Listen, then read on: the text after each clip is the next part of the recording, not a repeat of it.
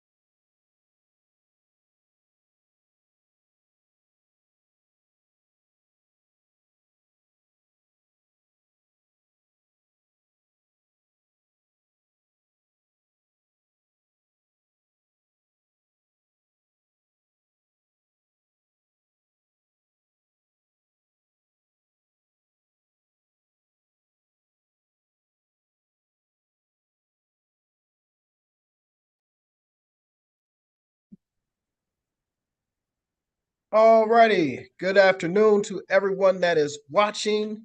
Uh, Welcome to the African Center for the Study of the United States' weekly U.S. election webinar, where we discuss topics related to the U.S. presidential election as well as the continent of Africa. So I am Asad Al-Malik, and today we're here with Ambassador Charles Ray, and we're going to have a little discussion about U.S. policy towards Africa. So, Ambassador Ray, welcome. Thank you very much. Happy to be here. Thank you so much. So now I want to kind of start with a kind of in general question, um, to kind of frame the understanding of the importance of U.S. policy towards Africa, maybe. So if I'm as it relates to this election, if I'm a middle American voter in Ohio, why is U.S. policy towards Africa important to me? Well, I mean, it's important in the short term because a lot of tax dollars go into aid programs to Africa.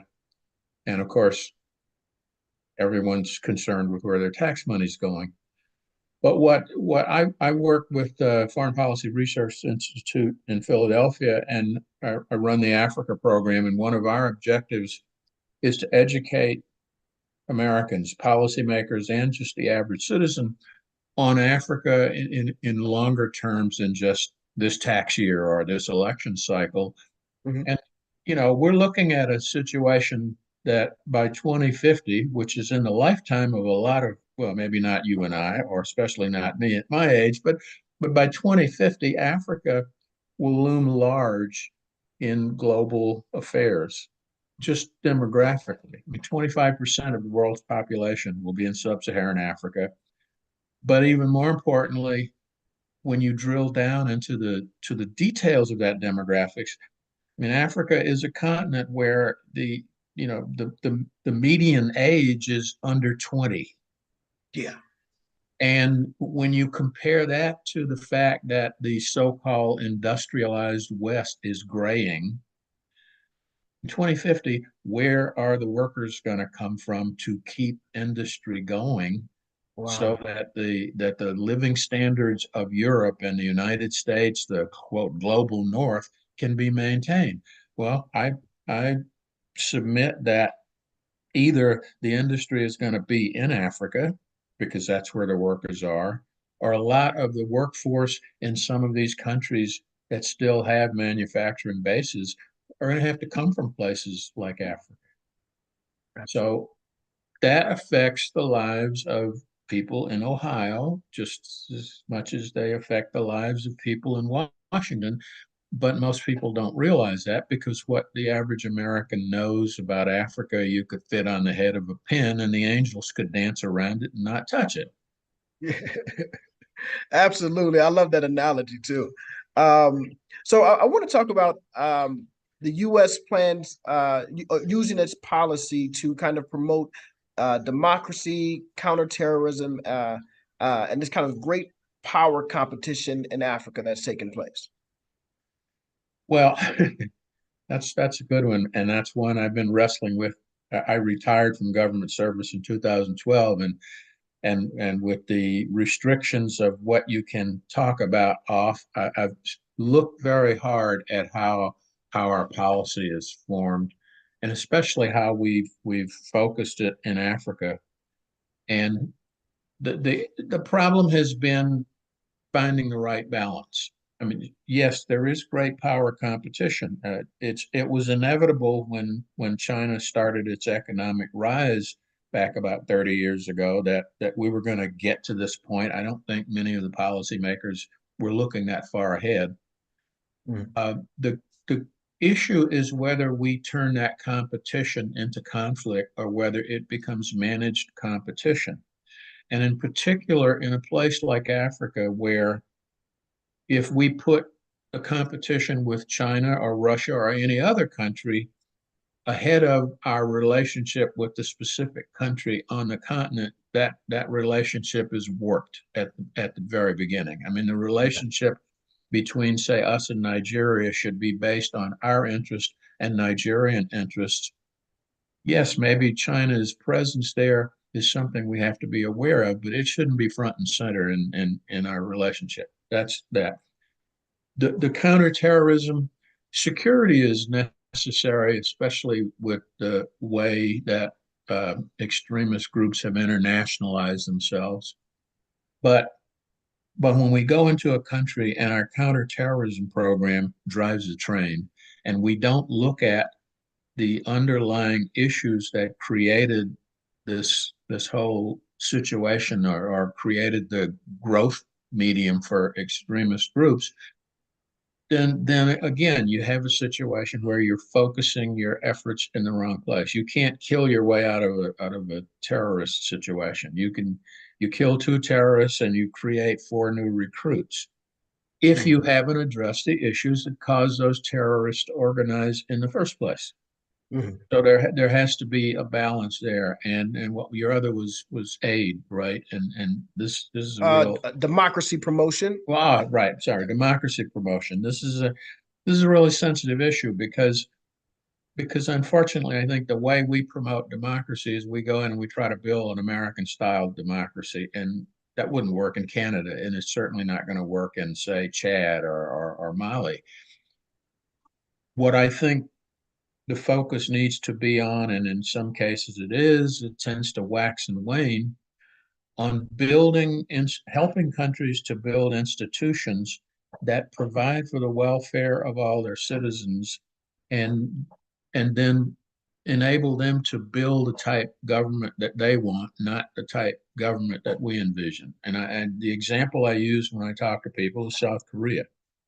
I was in South Korea for the first time in 1973 after finishing a military tour in Vietnam. And South Korea was a dictatorship. It was also poor. In fact, I don't know, a lot of people don't realize that in the 1950s, the country of Sierra Leone was wealthier and had a better economy than South Korea. South Korea was one of the poorest countries on the planet. It had a military dictatorship. It had a series of military governments from the 1970s when I first went there until about 1989 or thereabout, the late 80s, early 90s.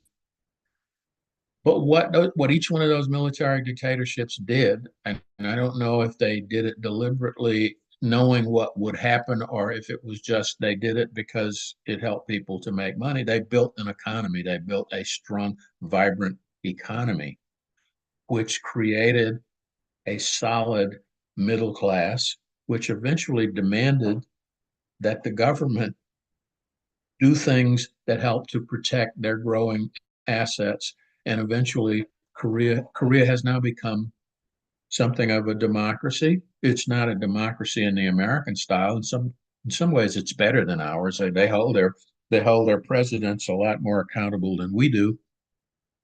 But they did it, and they did it without outside intervention. They did it from inside. They didn't have someone looking over them saying, "You've got to do this politically," or "You've got to do that."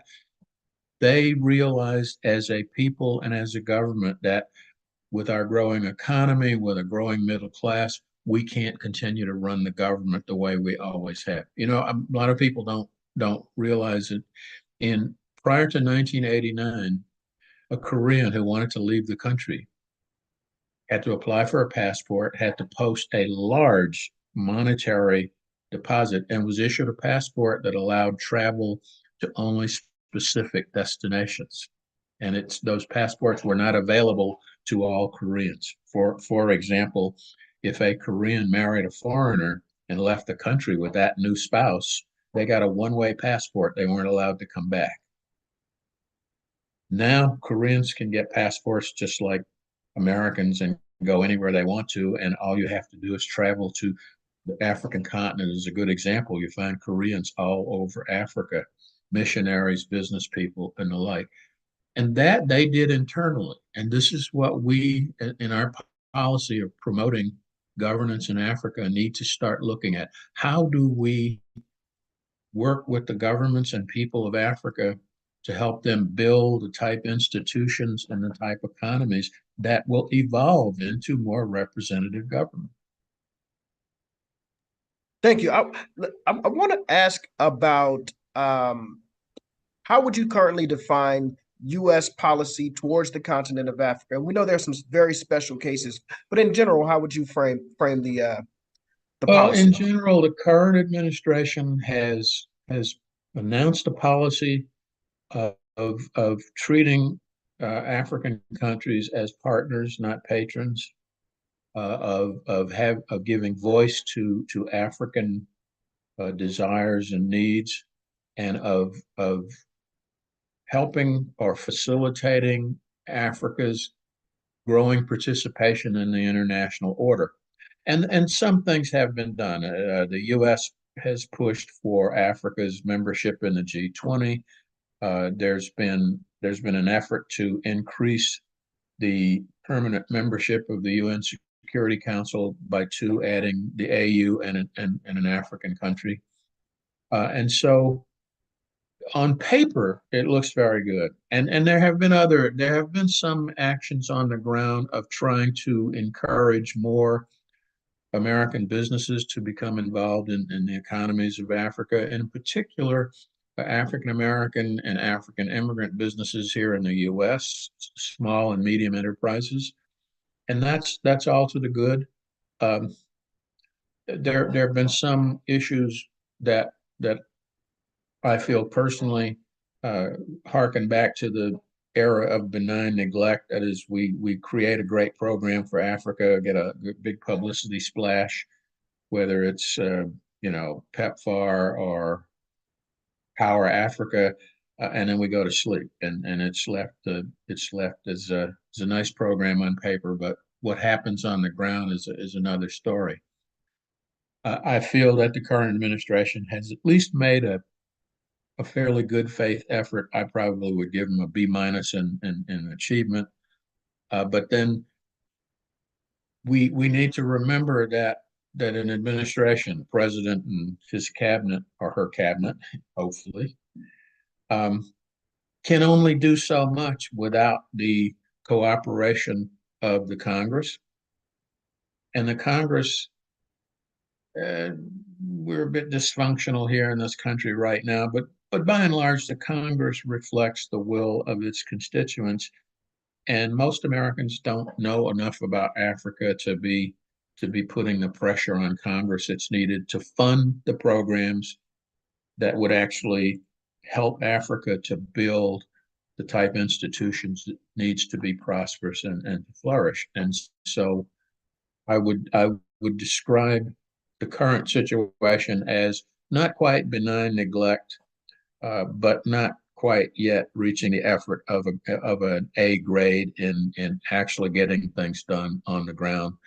But their heart's in the right place. One of the keys is how they staff the embassies and the people.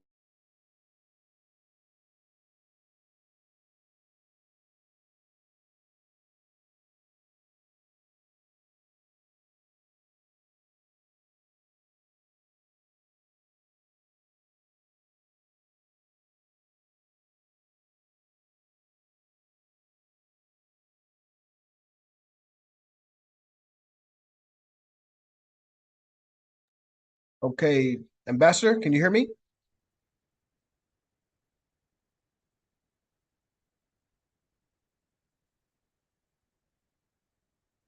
Can anyone else hear me?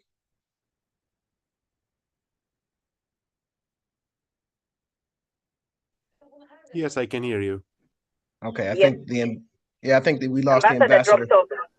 Yeah, so we'll just give him a moment to come back on. I'm sure he'll hop back on in a second here.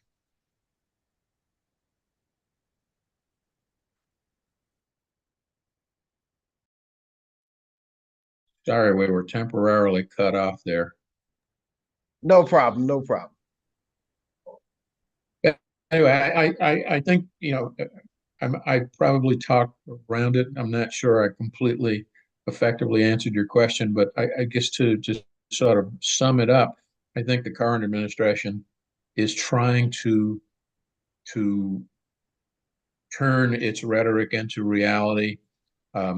A lot of it is due to foot dragging in Congress, and a lot of it is due to just the inability of bureaucracies to be creative. Yeah. But there have I would give them a B for effort. Okay.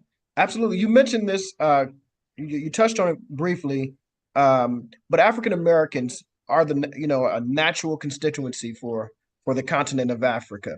How can we get the diaspora more involved, more engaged? How can we get the CBC involved in shaping a better policy or to get that B up to an A in terms of engagement? Well, I know it's a broad that's question. it is, and but it's an important question. And my gut answer is I really don't know for sure.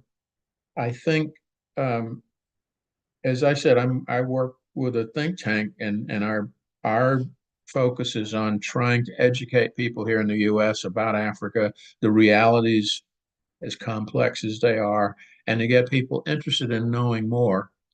I think some of it also could come from the other side. I think that that edu academics and officials and just common people in Africa need to reach out. We have very large diaspora populations here that represent the broad range of countries in Africa. I mean, in the Washington area, for example, there are large Nigerian populations.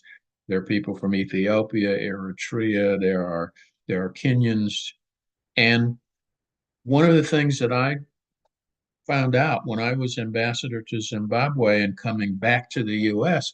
is that a lot of the diaspora communities, other than sending remittances back home, really don't get involved in dare use the term lobbying, which has a sort of a negative connotation, but lobbying on behalf of their countries and of involvement there. We we could do a lot more there. And going back to this administration, they created this commission on the diaspora that grew out of the 2022 U.S. Africa Leaders Summit, and they have been working uh, to get the diaspora community here more involved in actions on the continent. I was in a meeting just yesterday where it was pointed out that one of the things that the Diaspora Commission is doing is trying to get more African and African American businesses here in the U.S. involved in doing business on the continent. That I think will slowly start to make a difference. The thing we need to keep in mind is nothing's going to change things overnight, and this I think is where the policy tends to fall short. We come out with a policy, and if it doesn't show results right away, we sort of get disaffected. We pull back.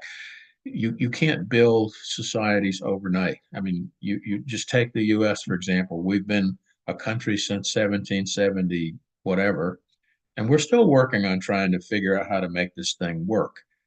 We need to take that view when dealing with economic and political development in Africa. It's not going to happen overnight. It starts with one person, then two, then four, and it builds over time. And I think that the more we do here in the U.S. to get the diaspora communities involved, and the more government, I think Ghana's program of inviting people to come back to Africa was great. I mean, that's you turn on a TV here in the US, and I watch a lot of the international news. You don't get much information about Africa unless you watch the public broadcasters. I mean, the mainstream media doesn't. The one thing out of Africa, other than all the crises that you do occasionally hear about, is the programs in Ghana inviting African Americans to come back to, quote, come back to Africa. I think more countries that did this, there would be more involvement, more interest, more knowledge of Africa in these communities here in the U.S. And getting them involved. I'm working on a proposed project now to work with HBCUs and others here in the U.S. to get involved in the Youth Pan-Africa movement, which I think, given the demographics of Africa, is unbelievably perfect in terms of what Africa needs, is getting young people, both here and in Africa, more involved in planning for the future. Absolutely. Now that's exciting because I have a love for HBCUs, HBCU graduates. So I love to hear that. I want to ask. So primarily, the United States relationship with Africa has been one of development and aid. What other opportunities can U.S. policy create to create other ways of engaging the continent? Well, just what we've been talking about is get businesses involved on both sides of the Atlantic in working in building small and medium sized enterprises, because these are the engines of employment. One of the big problems in most of the countries in Africa that I've been in is you have so many young people and so few jobs for them. And that's just going to be exacerbated in the next 20, 25 years as you have even more young people and more need for jobs. So I think that the development model that needs to be created, that needs to be then tailored for each, not just each individual country, but for the various regions of the countries that require, different regions of countries have different industrial potential. If we work on finding gainful employment for all of the young people of Africa, just imagine if every employable young person on the continent had a decent job, a decent amount of pay to take home. It would undercut a lot of the extremist recruiting unbelievably, because when you're young, you're full of energy and you want to do things, but there's nothing for you to do. What choices do you have? No, that's a brilliant vision, and you can just think about the the the myriad of ways that Africa could develop if everyone had sustainable income. That I want to move now a bit to the current election, right? So this is the U.S. election series. So um, we have two choices. We have a Donald Trump and we have Vice President Harris. But we've also had the benefit of having 4 years of we also have the benefit of looking back at 4 years of a Donald Trump administration. During the Trump administration, now we have the Trump, Biden, and a possible Kamala Harris. But let's talk about Trump. If he were to be elected, how would that impact, or how do you think that will impact U.S. policy towards Africa? And then we'll talk about Vice President Harris. Yeah. Well, you said, you've had 4 years of experience of a Trump administration. So that gives you a bit of an idea of what it would be like. You're talking about an administration that is transactional, that is inward looking, and that's focused not on what's good for others, but what's good for me. And while many of the administrations in the past in this country, both Republican and Democrat, have treated Africa with benign neglect. That is, as I said, they create programs and they throw them out and then they just sort of leave them on autopilot. My view of the 4 years of the Trump administration is Africa was treated with malign neglect. You had programs that were created and ignored. You had an administration where the bureaucracy that normally is what keeps things going on the ground was underfunded, disrespected, and not supported. The Africa Bureau lost a lot of very senior, very experienced people who were either unable to work under the conditions, or who were, because they weren't loyal enough to the White House, basically encouraged to leave government. And I think if you follow the news here in the U.S., if a second Trump administration would just be more of the same, only more effectively done. I think Africa would be ignored, not necessarily in a positive way,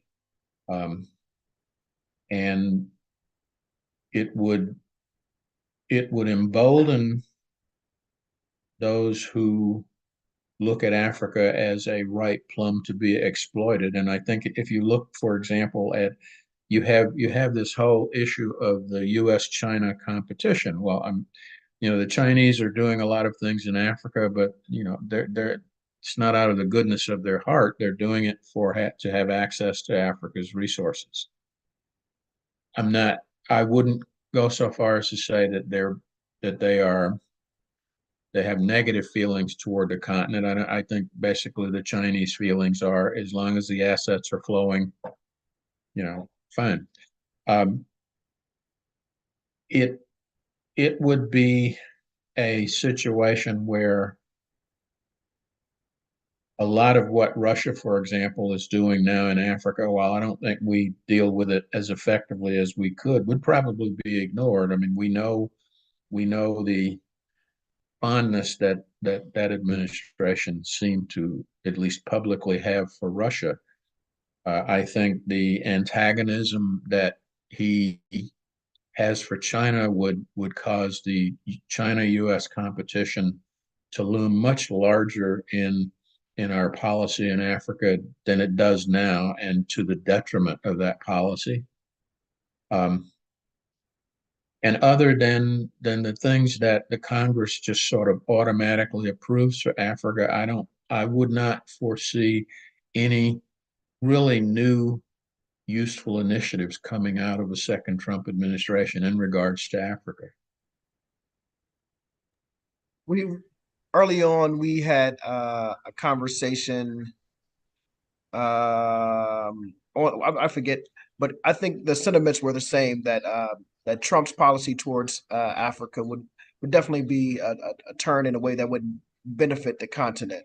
So then our alternative is Vice President Harris. Now, we have had the Biden administration, and she's closely tied, obviously, to the Biden administration. But what does a President Harris administration, in your opinion, look like?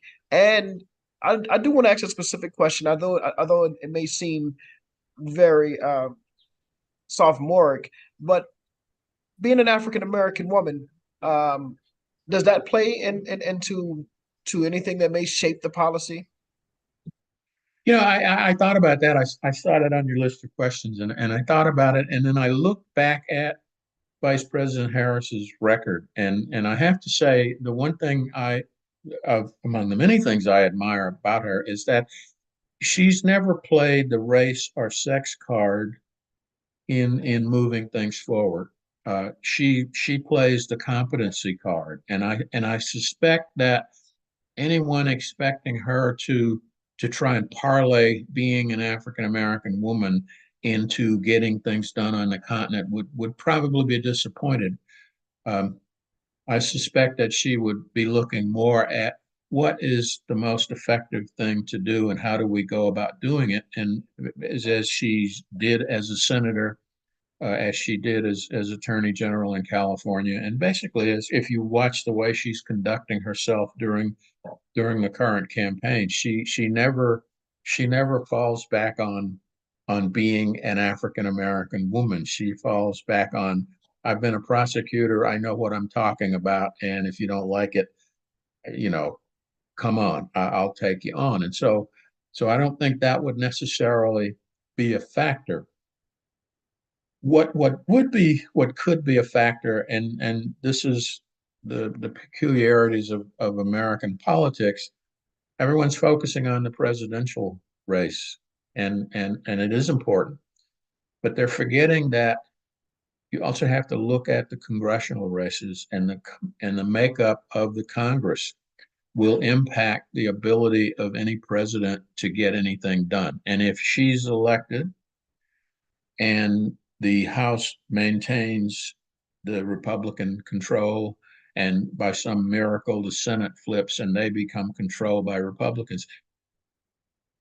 At least for the first couple of years of her administration, she will be so bogged down with dealing with dealing with domestic issues that a lot of the foreign affairs issues, other than the biggies, Gaza, Ukraine, China competition, would be on the back burner or on autopilot. And a lot of that will depend on who she selects to be the Secretary of State and who's selected to be the Assistant Secretary for African Affairs, and how much they are able and willing to do things creatively without a lot of National Security Council and White House input. And that will also depend on Congress confirming people for these jobs. I mean, this is things get truncated and during campaigns, and people get blamed for things without people looking, without having it look who's really responsible. We say, for example, why doesn't the president do something about this, or why, for example, don't we have an ambassador in many of the countries of Africa? Partly it's because the Congress hasn't confirmed him. In some cases, it's been because the administration hasn't appointed people, but in most cases, it's because the nominations get held up in Congress, and they just drag on and on. A lot of cases, things aren't done because one committee in Congress passes a law to do something, but then the budget committee that has to provide the money to actually do it doesn't act. All these complications will be on her plate the day after she takes the oath of office, and it won't really be conveyed through the media. It's in the media. It's, well, the president didn't do this. Okay, let's go into the full story. So it's a little early to say what a Harris administration might mean for Africa policy, because I haven't seen any names of people that she might appoint to the positions who would actually be carrying the policy out. I would say, though, that at the very worst, it would be somewhere bordering on benign neglect, but it would not be totally ignoring Africa. It would be Africa is in the pipeline, but it falls way back behind all of these other pressing issues as far as the president and her immediate staff are concerned. And would then have to look at who has been appointed in the Department of State, in USAID, in the Pentagon to actually carry out the Africa policy making in Washington, and how are they backstopped on the ground? Are we filling the positions in our embassies? Are we confirming ambassadors? Are there people in the pipeline to do the jobs on the ground that are needed? Once we get a look at that, then you could actually say what will happen in terms of Africa policy. At this point, it would just be speculation.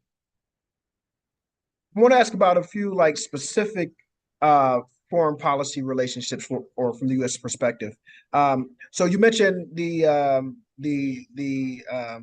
war in Gaza, and South Africa has had some strained relationships with the United States because of its position on the war.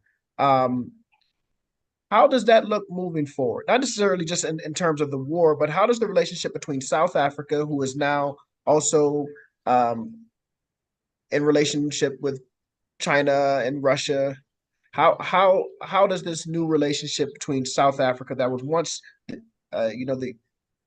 I'm sorry. We're still here. Okay. So South Africa and the U.S. used to have this very close relationship.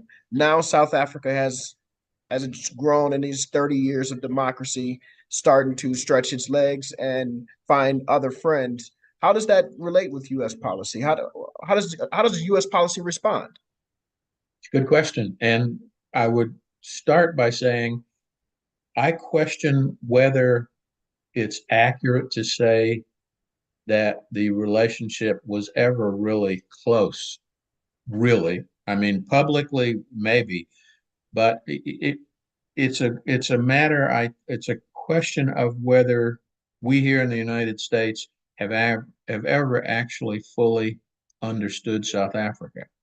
Um, you know, to just think about, just go back to the 1990s, after apartheid ended, and we had a small part to play in that. But when did Nelson Mandela come off the U.S. terrorism list? When did the ANC come off the Yeah. list of terrorist organizations? Not right away. And so there's that. And while most Americans might not be aware of that, I bet you every South African knows it. The other is, we forget that during apartheid, even though we did have sanctions on South Africa, they were violated more than they were honored. And who supported ANC throughout apartheid is the Russia. Soviet Union. Yeah. Those type relationships and those situations, while if you're from a culture like the American culture, where we forget everything that's more than 2 weeks old and we don't think of anything that's more than 2 weeks ahead of us, we forget that other cultures are different. They remember history. And I would imagine that while most of the business community in South Africa wants closer relations with the U.S., I would guess that many in the ANC and many who are ANC supporters have mixed emotions about the U.S. because we weren't on their side when it counted, and the Russians were. And while they might not necessarily love the Russians, you have these historical loyalties that you just don't erase. You just don't wake up one day and say, okay, and that's a new. We don't talk to them anymore. We only talk to the Americans. And I don't think we ever fully understood that, but that's always been there. That was there from 1994, whatever, 96, whatever, Yeah. and it has been there. The and we need to recognize that, and we need to recognize that there will probably always be those older and even younger people who whose thoughts and whose policies and whose views are informed by history. Um, the other, uh, while we have, it's it's it's a very sensitive issue. This whole Israeli-U.S. relationship here in the U.S. But we have to. I think we need to understand as Americans that our view on the whole Israeli-Palestinian situation is shaped by our experiences and our history, and other people have different histories. I think most South Africans, whether they're ANC or not, might have more sympathy toward the Palestinians simply because of, in their mind, their opinion, that the way the Israelis manage the occupied territories and treat Palestinians is too reminiscent of apartheid. And I would guess that a lot of African Americans here in the U.S. would share that view, because it's very reminiscent of Jim Crow. But the average American, is just not aware of that, or not in tune to it. And we need to be a little more open-minded in our view on this. We can't expect everyone to think the way we do, because we haven't had the same experiences. So I think that's probably always going to be a sore point. Should it be a deal killer? No. I mean, you look at our relationship with Vietnam. Vietnam is now a strategic ally in Southeast Asia. 20 years ago, who would have figured that? When, it was for so many years after the war ended, we wouldn't even talk to the Vietnamese. And the only thing that got us talking was our desire to account for the people who hadn't been recovered missing people. And even there, we didn't fully understand what motivated the Vietnamese. We knew what motivated us. And I think even today there are people who don't appreciate the fact that Vietnam looks around and they look north and they see China, and they look across the ocean and they see us, and they decide, now which of these two would we rather be friendly with? Well, they'll never be friendly with China, so that leaves us. We could have taken advantage of that years ago, but it took us a long time because we don't look at things from other people's point of view. If we take into account that for most South Africans, for many people in Africa, as a matter of fact, it's very hard to be sympathetic with the Israeli government, and we need to delink. The Israeli people, the Jewish people, and the Israeli government are not the same. And when you conflate the two, you get these situations where, well, I don't like what you said. You're anti-Semitic because you criticize Israel. I think that's wrong. We need to accept that South Africa is a sovereign country, and South Africa has a right to have its opinions. Now, the other is their relationship with China and Russia. South Africa is a member of BRICS. They have certain obligations because of that membership. Now, we might disagree with BRICS. We might not like BRICS.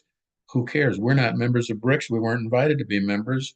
And so it's really none of our business unless they're doing something that directly impacts us security wise or economically. And that brings me to my sort of bottom line is we need to focus on the things that impact our interests directly, not whether we like it or dislike it. But if it doesn't hurt us economically, if it doesn't threaten us security wise, then maybe we shouldn't be wasting energy on worrying Right. Okay. Excellent, Ambassador. I want to ask now about the Sahel, and that region. so, about it. so, so it's been a lot of activity, a lot of coups, a lot of um, calling for liberation. What is it? How does U.S. policy respond to the Sahel and the various nations there? Uh, right now, I think we are left with having to continue to try and have contact with the people to offer what assistance we can to help the people have better living. I think the issue with the Sahel is that we took a back seat and let the French run things and focused entirely on counterterrorism without focusing at least some effort on addressing the reasons that extremism got such a foothold in the Sahel. And we seem to be surprised when all of a sudden we're invited to leave places. Um, that I think was a mistake to have our policy, have our relationship with these countries based solely on one dimension, is fighting terrorists, and not on others. I think was in retrospect or in hindsight was a mistake. Okay, there's nothing we can do about that now. That the water has flowed under the bridge, but we can still maintain contact with them and continue to communicate with them. But I think it needs to be we need to hold true to our principles. I think to be friendly with a absolute dictator because, well, we want to be in his country to fight terrorists undercuts our relationship with the countries that aren't dictatorships, and that's something that needs to be looked at. You can't let the desire for short-term gains in one place uh, pollute the waters in other places. Just to give an example, and this is minor and probably over by now, but I talked to people after the Africa U.S. Leaders Summit in 2022, and one of the comments that came out was there were certain countries on the continent that we didn't invite to that summit because of a number of things. I guess Eritrea because we severed relations, and a couple of others because of their human rights record. But we invited the president of the Central African Republic. And people are saying, wait a minute, you're saying that the key themes of this is building democracy and all this, and yet you invite the least democratic person on the continent. And everybody knew we invited him because the Chinese were pushing for a naval base. And we were trying to encourage that not to happen. Well, that undercuts our relationship with other countries when they see us doing something like that. I mean, it calls into question our credibility and whether we really mean what we say. We need to find a message, and then we need to stick to that message, or we need to be very candid when we can't. If we're going to deal with a country that we ordinarily, if we're going to deal with a country that's doing the same thing that another country is doing that we refuse to deal with, we need to explain why. And we need to be candid and open with that.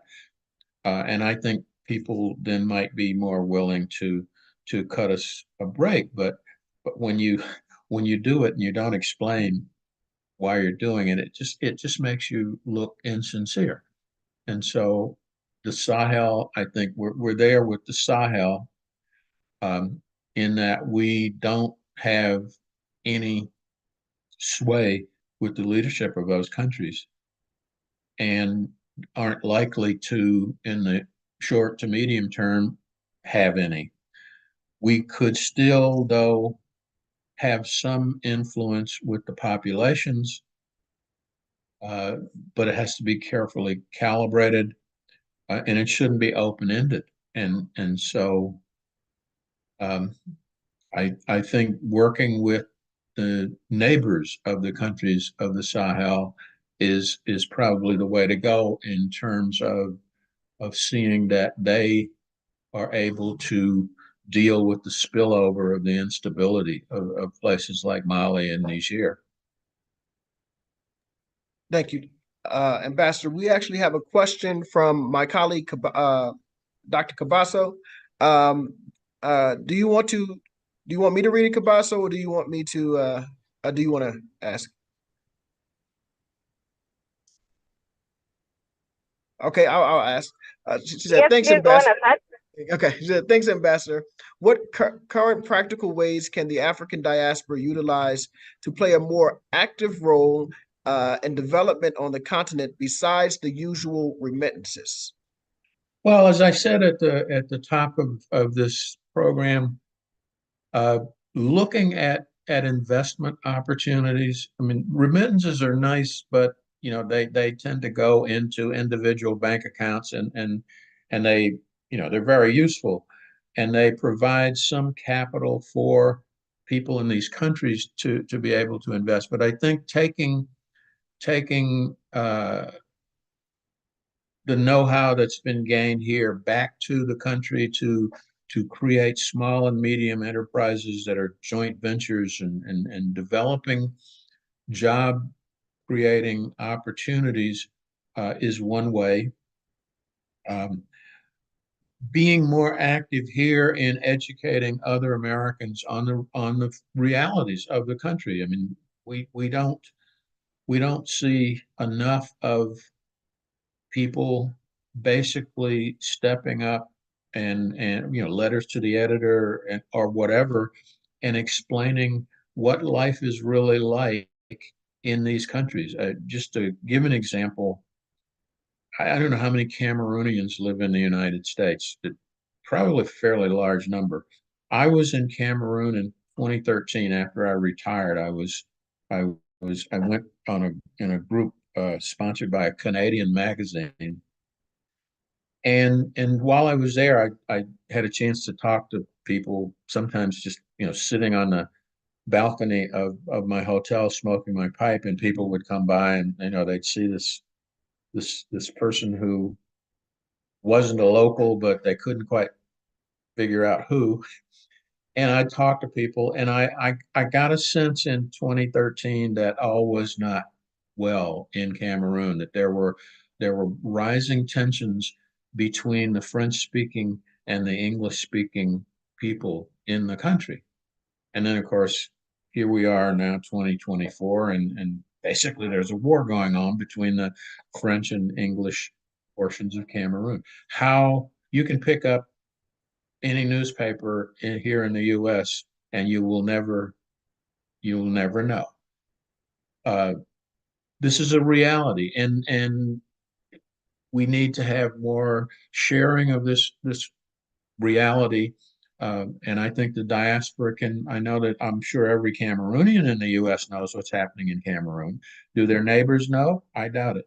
We need to correct that. The big thing, the really big thing that the diaspora can do, not just the African immigrants, but the African American, the sort of legacy African population here in the US, is get to know Africa and look for really creative, non-extractive business opportunities that create employment. Absolutely.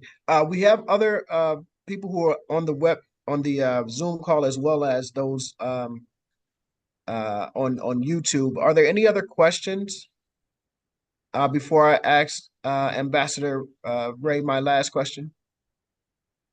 Did someone just come off? Okay. Uh, Ambassador Ray, so you mentioned seeing the policy, America not seeing seeing the other people's point of view, their perspective. So I want to ask you, we're talking about U.S. policy towards Africa, but what should Africa's policy be towards the U.S.? And I know that's a very broad question because we have so many countries, but just in general, how should Africa position and posture itself uh, for the next 20 years, let's say? Well, I think that's a very valid question, and that's one that needs a lot more study. Uh, I think that the countries of Africa need to do what we need to do, and that is do a hard-headed, objective review of what they want to achieve in, say, the next 25 or 30 years, of what role they think that the United States could play in that, and then be proactive in reaching out to the government, to the private sector, to the diaspora, to whomever in this country with ideas, with proposals, and not wait for us to come to them. It it it strikes me, one thing I did or was starting to do when I was ambassador to Zimbabwe, and unfortunately my tour ended before I could really get it solidified, is I had put together a group of CEOs of some of the companies in Sierra Leone. These are talented people, and I actually led a delegation of Zimbabwean CEOs back to the United States, and we attended a conference in Washington. And I had four of these CEOs get up and do presentations, and you you you had to be there I mean, the room was actually awestruck. I had people come up to me and say, where did you get these guys? Because the impression in many minds was that, well, they're African, so that therefore they can't be as smart or aggressive or whatever. And these are some guys who would run rings around Harvard MBAs. I mean, literally, these were some of the top star CEOs who managed to successfully run companies throughout the turmoil and political upheaval in Zimbabwe for like 10, 15 years. They knew what they were doing, and they impressed the heck out of this American audience. Uh, Contacts were made that trip, and actually resulted in a couple of small joint ventures growing. And unfortunately, before I could actually get it sort of built as a permanent program, my tour ended. And when you're a bureaucrat and they give you your ticket, you get on a plane and leave, and you have no control over what happens after. And I think the program just sort of petered out.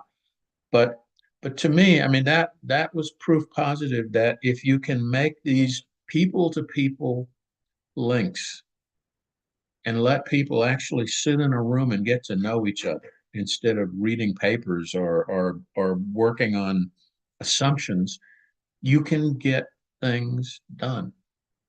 And that I think is where the African side can be more proactive in reaching out to business associations, to diaspora associations, to academic institutions with ideas for what needs to be done in their country, but rather than wait for the embassy, the American embassy there to say, here's our policy and here's what we're going to do for you, get with them and say, here's what we need doing. What kind of policy can you craft to help us get this done? And make it more of a, we talk about having a partnership. Well, partnership requires two sides to be active. We need to do more in being partners, but so does the African side. There needs to be more initiative from the African side, and rather than reacting to what foreign embassies or foreign diplomats or foreign governments come in and offer, is go to them and say, here's what we need. I think more of that from the countries would result in better policies and better outcomes. Yeah, we have a and Kabasa who asked that question. She oversees what we call the African Agency project, in which we are looking at Africa's relationship between like the global powers. But underneath that is also the idea of Africa asserting itself, right? The African Agency, and not so much relying on the West. But Siwa, my colleague Siwa, raised his hand.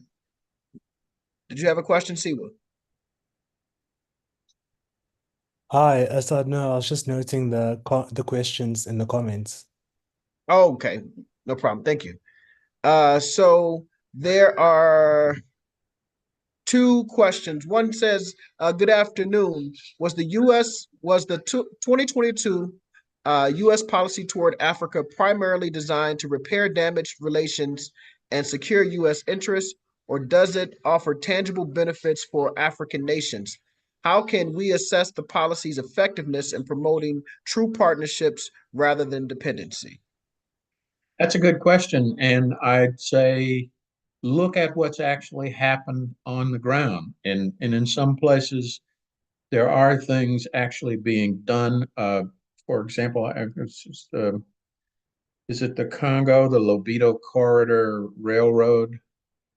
I'm little. It's Angola, Angola, yes, DRC, right. and Zambia.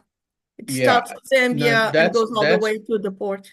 Right. And now, see, that's an example of something, it's not being done, but it's actually, there's more actual stuff being done on the ground than in many other places. I think that's one way of assessing the effectiveness.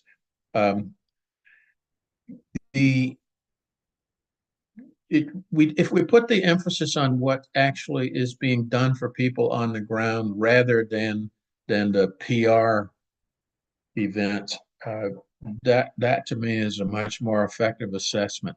I know there was comments made. I mean, I think President Biden made a comment that there would be more high-level visits to Africa, and these are important because they signal interest.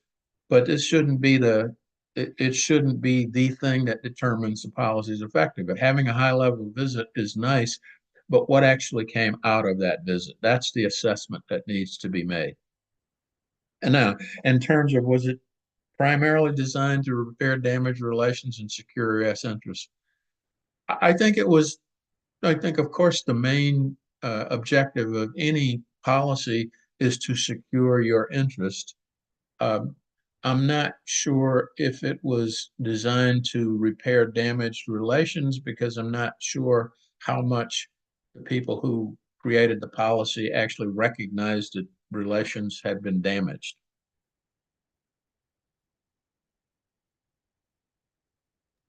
Okay, we have 2 minutes, so I'm going to try to get these two questions in before our time is up. It says, thanks, Ambassador. Africa needs partners. How can this be achieved without the continued feeling within Africa that we are being dictated to? As a former ambassador, how are practical steps to this?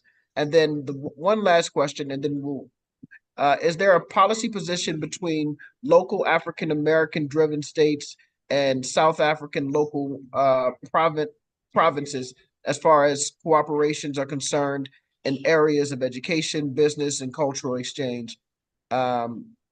Ambassador?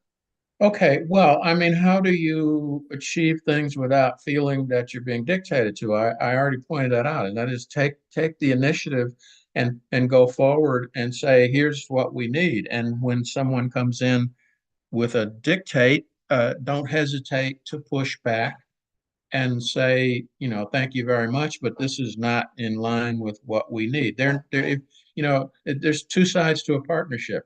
We can do better in how we do it, but we're not always going to do it perfectly. But the African side has to be able to stand up for itself. And that's when I was an ambassador, I never went into a meeting with people in either of the two countries that I was ambassador in or the country that I was a charge and say, here's what you have to do. My conversation always started with, what do you need? And then we have a dialogue. On the African side, you need to be insistent that it be a dialogue and not a preaching session. If you feel that you're being preached to, you know, ask for a very polite timeout and then sort of politely get it back into a two-way conversation. They have in the State Department now, there is an office of subnational diplomacy. This is brand new, and this is the office that's coordinating the actions of state and local governments in the U.S. and their actions with foreign entities. What is being done specifically between states and local jurisdictions here in the U.S. and provinces in South Africa, I don't know. I've been out of government for 12 years, and so my contacts are not that good. I would imagine there are a lot of individual to individual, city to areas in South Africa and in other countries. The question is, are all these being captured and cataloged? I don't know. So I can't really answer that one. Yeah. Well, thank you so much, Ambassador, for this conversation. It was very robust and informative. We really appreciate you being here with us today. We will be back next week with another weekly session on the U.S. elections and its implications for Africa. Thank you, everyone, for watching. You guys have a great rest of your day. Thank you.